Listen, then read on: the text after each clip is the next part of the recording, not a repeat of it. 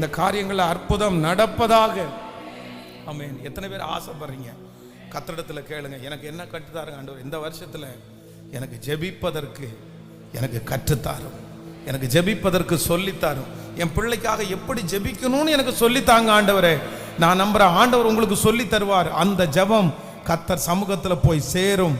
பிள்ளைக்குள்ள ஒரு பெரிய மாற்றத்தை கர்த்தர் தர வல்லவராக இருக்கிறார். நம்ம இந்த வருஷத்துல ஆசா ராஜாவை குறித்து வேதத்துல வாசிச்சோம். ஆசா ராஜா ஒரு ஜெபம் பண்றாரு பாருங்களேன். தனக்கு முன்னாடி பாத்தீங்கன்னா 10 லட்சம் பேர் இருக்கிறாங்க, இவர்கிட்ட இருக்கிறது வெறும் 5,30,000 பேர் தான் இருக்கிறாங்க. ஆனா ஆப்போசிட்ல நிக்கிற அந்த காரியத்தை ஜெயிக்க அவரால் முடியாது. அப்படியே இன்னொரு மடங்கு படை வீரர்கள் இருக்கிறார்கள்.